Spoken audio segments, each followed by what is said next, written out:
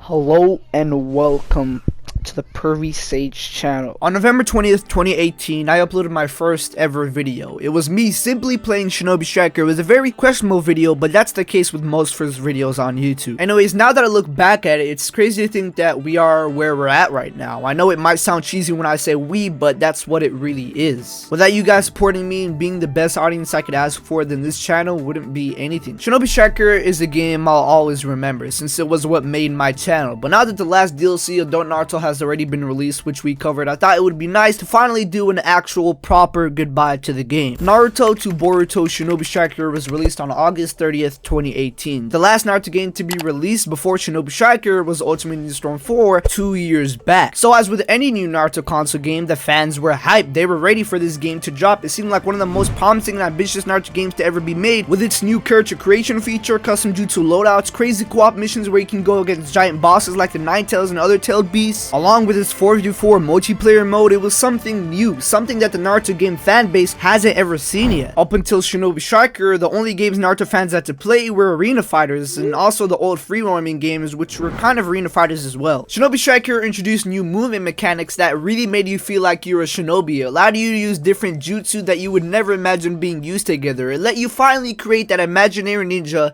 you always dreamed of. But as with most games, that got old. Pretty soon people realized that the game felt unfinished. The movement gets boring. There wasn't really many choices in terms of jutsu. The combos were all the same for the custom characters, and the character creation was limited. There was only a handful of hairstyles that were all from characters in the show. The outfits were mostly the same with a few color changes. People were usually only using defense builds that were pure cheese and only meant to get a victory instead of having fun. Tenten's item shop was pretty much useless. In-game currency wasn't even necessary after you purchased most of the weapons and outfits in the shop. The different game modes were starting to get stale, along with probably one of the most horrible original game modes to ever be created, Barrier Battle, which to this day I still don't understand why that's in the game. Pair all that up with the fact that the network issues in this game were horrible and still kind of are. Games would literally just freeze and you would be sent back to the lobby. Going over pitfalls would always be a risk, with how sometimes you would just fall out of nowhere for no reason. One second you're jumping in the air and the other you fall to your death. People started leaving the game. Fewer and fewer content creators posted videos on the game, and a lot of people just forgot about it. Some even said it was one of the worst anime games to ever be created, which is only an opinion, but the game did get a lot of bad coverage. The developers saw how disappointed the community was and decided to do something special and try to get people more interested in Shinobi Striker. It was the middle of the game's first season pass, which brought new DLC characters in the game. The devs decided to release all the 3 next DLC together in one go. This consisted of Minato Namikaze, Tobirama Senju, and Hashirama Senju. As you might imagine, this news got a lot of people hyped for the game, which hadn't happened for a while. Up until this, DLC characters were released in the game individually, and the characters were pretty solid, but not anything to get crazy hype for. Apart from my boy Jiraiya. So yeah, 3 legendary characters all released in one go was pretty much what the game needed. It was the first step in making Shinobi Striker a better game. And then